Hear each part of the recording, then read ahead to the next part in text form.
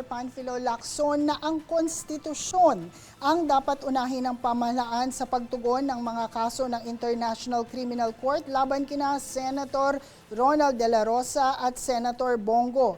Ayon kay Lacson, malinaw sa saligang batas ang probisyon sa immunity from arrest ng mga mambabatas habang nakasesyon ang Kongreso kung ang parusa ay 6 na taon pababa. Dagdag niya, ang Korte Suprema pa rin ang huling magpapasya sa interpretasyon ng batas.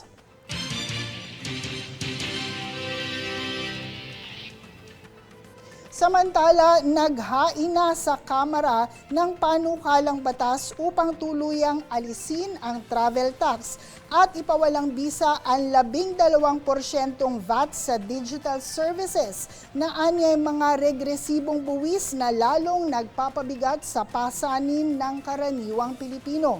Ang ulat, hatid ni Jade Buhoy. Dahil din ngayong araw ang Makabayan Block ng pagbabasura ng travel tax, pati na rin ng digital tax o ng Digitax sa yung tax natin sa mga digital services. Ayon kay Gabriela Party List Representative Sara Elago, layon ng Travel Tax Abolition Act na burahin ang umiiral na singil sa mga biyaherong Pilipino na umaabot sa 1,620 pesos para sa economy at 2,700 pesos naman sa first class. Kasabay nito, inihain din ang hiwalay na panukala para ipawalang bisa ang VAT sa digital services na ipinapataw sa freelancers, online sellers, content creators, MSMEs at mga estudyante. Ang mga regresibong buwis na ito, ang pinakapumapasan niyan ay yung mga ordinaryong mga manggagawa at yung mga matagal na kumbaga nag-iipon para sa pag-avail ng pagbiyahe, gayon din mga digital services. Tinukoy ng mambabatas na regresibo ang mga naturang buwis dahil mas malaki ang tama nito sa mabababa at panggit ng kita kumpara sa mayayaman. Aniya, matagal na ang pinupuna ang travel tax dahil ramdam ito ng mga ordinaryong pamilya at maging ng ilang OFW na nahaharap sa masalimuot na exemption process. Iginiit din ni Elago na hindi na luho ang internet at digital platforms, kundi pangunahing kasangkapan sa kabuhayan at edukasyon sa makabagong panahon. Sobra-sobra na yung patong-patong na buwis habang todo-todo rin yung pagnanakaw sa kaban ng bayan. Nananawagan din si Kabataan Party List Representative Rene Co na ang pinakamayaman at malaking korporasyon ang magbayad ng tamang buwis. Malalaking korporasyon, malalaking negosyo ang patawan ng mas malaking buwis o ang mga pinakamayayamang mga Pilipino rather than tuloy-tuloy na tax breaks na ibinibigay sa kanila, and yung mga mayayaman naman pong nasa posisyon ng kapangyarihan ang tuloy-tuloy ding gumaganansya gamit ang kaban ng bayan. Sa halip na ipataw ito sa karaniwang Pilipino, nahirap na sa mataas na presyo ng bilihin at mababang sahod. Jade Buhoy, nag-uulat para sa Golden Nation Network.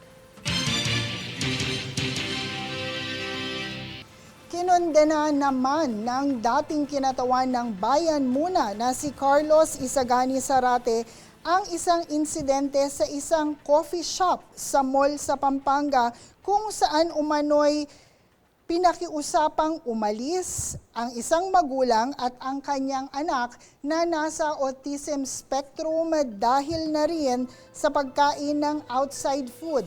Ayon kay Zarate, ang mahigpit na pagpapatupad ng polisiya ay malinaw na kakulangan ng malasakit at paglabag sa diwa ng inclusivity para sa persons with disabilities. Nanawagan din siya sa pamunuan ng coffee shop na humingi ng paumanhin, magsagawa ng sensitivity training at igalang ang Magna Carta for Persons with Disability.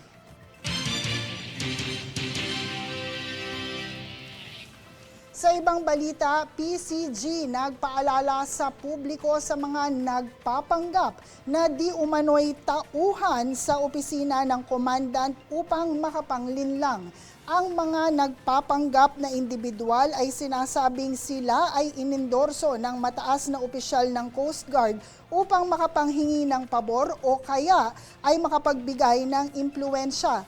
Ayon sa Office of the Commandant ng Philippine Coast Guard, may nai-report sa kanila na ganitong maling gawain. Sa isang pahayag, inilabas ng PCG na hindi sila magbibigay ng pahintulot kanino man upang gamitin ang pangalan ng opisina sa mapanlinlang na pakikipagtransaksyon. Pagpapaalala sa publiko na maging mapanuri sa mga manloloko.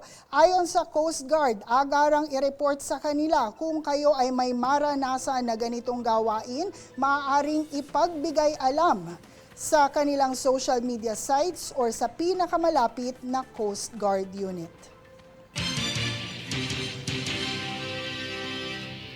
Samantala, nasamsam ng Bureau of Customs na katuwang ang Philippine Drug Enforcement Agency ang 40.8 million pesos na halaga ng shabu na nakatago sa mga kahoy na librong dala ng isang pasahero sa NAIA Terminal 3. Ang iligal na droga na may timbang na humigit kumulang 6 na kilo ay natuklasan matapos ang X-ray inspection, K9 sweep at physical examination. Ayon naman kay BOC Commissioner Ariel Nepomuceno, patuloy na hihigpitan ng ahensya ang border controls upang mapigilan ang pagpasok na illegal na droga sa bansa.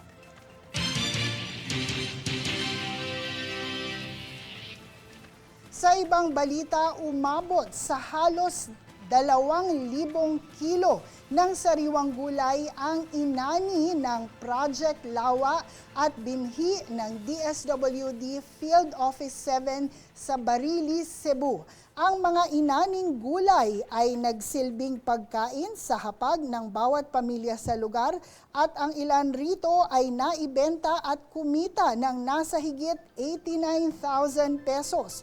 Bunga ito ng pagsisikap ng mga magsasaka at kababaihan na sa kanilang proyekto upang mapagtibay ang seguridad sa pagkain sa pamamagitan ng organic at homegrown crops. Dagdag pa rito, ang pagtatanim ay kanila rin umanong pag-asa para sa sustainable na kinabukasan ng komunidad.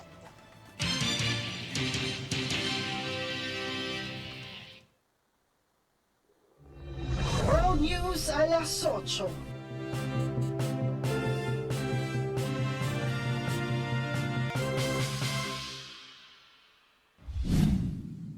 Qatar Prime Minister and Minister of Foreign Affairs Sheikh Mohammed bin Abdurrahman bin Jassim Al Thani received a phone call from U.S. Secretary of State Marco Rubio on February 16. In a post in X by the Ministry of Foreign Affairs Qatar, it was noted that they discussed close strategic relations and ways to support each other. The short post also said they discussed regional and international issues of common concern.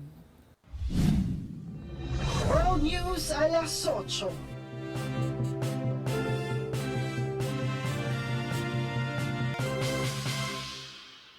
At narito ang recap ng mga nagbabagang balita ngayon.